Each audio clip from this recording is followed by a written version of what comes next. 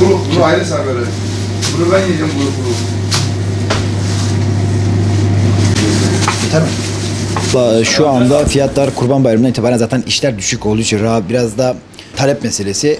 Talep çok olursa fiyatlar artıyor normal olarak.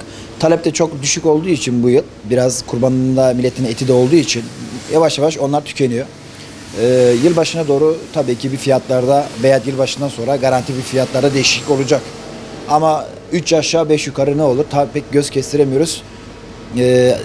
Fiyatların artmasının tek sebebi talep arz meselesi. Talep arttıkça fiyatlar çok çıkar. Çünkü bu sefer ne oluyor? Hayvan 1,5 yaşında, 1 yaşında veya 2 yaşında bir hayvana yetiştirmek kolay değil. Hayvan azaldığı zaman da fiyatlar ne oluyor? Tavan yapıyor. Kıymanın kilosu şu anda 600 lira. 650 lira kuşbaşı. Bunların Ramazan ayına kadar 800 liraya olacağını öngörüyoruz. Abi tabii ne olur? Fiyatlarda bir gerileme olur mu? Biraz söz konusu değil tabii de. Ama yine de tabii kaliteli bir etin kilogram fiyatı Ramazan ayına kadar 800 liraya olacağı öngörülüyor. Bu dana etinden bahsediyor. Kuzunun ne fiyatı olacağı tabii kestiremiyoruz. Kuzu fiyatları da artmaya başladı. Şimdiden artmaya başladı. Biz müşterilerimize yansıtmıyoruz. Şu anda işlerde biraz düşüklük var. 2 kilo 3 kilo alan müşterilerimiz artık düştü 1 kiloya. 1 kilo alanlar yarım kiloya düştü. Yani milletin alım gücü çok düşük şu anda. Hani işler var ama giren çıkan çok ama miktar çok düştü insanlarda.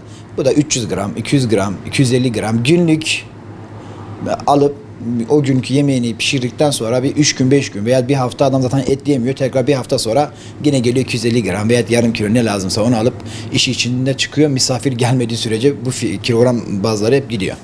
Kıymanın kilogram fiyatı 600 TL. Bu da kaliteli süt danası olan bir dananın fiyatı bu. Yok 350 liraymış, yok 400 liraymış. Bunlar tabii inek eti oluyor. İnekle danayı ayırt etmek lazım. İneğin fiyatı şu anda piyasada 350 ile 400 TL arası dönüyor. Ama süt danasının kilogram fiyatı 600 TL. Kıymanın kilogram fiyatı şu anda böyle. Dana kuşbaşı kilogram fiyatı şu anda 650 TL. Kıyma 600 TL. Kuzu kemikli 600 TL. Kemiksiz 800 TL. Kuzu fiyatları da bu şekil.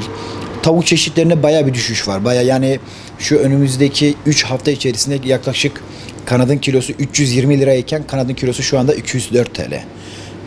Pirzolanın kilosu, tavuk pirzolanın kilosu 280 lirayken şu anda 155 TL. Tavuklarda inanılmaz bir gerileme var. İşte bu da dediğimiz şey bu yıl son 4-5 yıldır mangal sezonunun kapanması, yasakların olması, bunların etkisi büyük. Kış geldi artık balık sezonu başladı. Fiyatlar bayağı bir geriledi.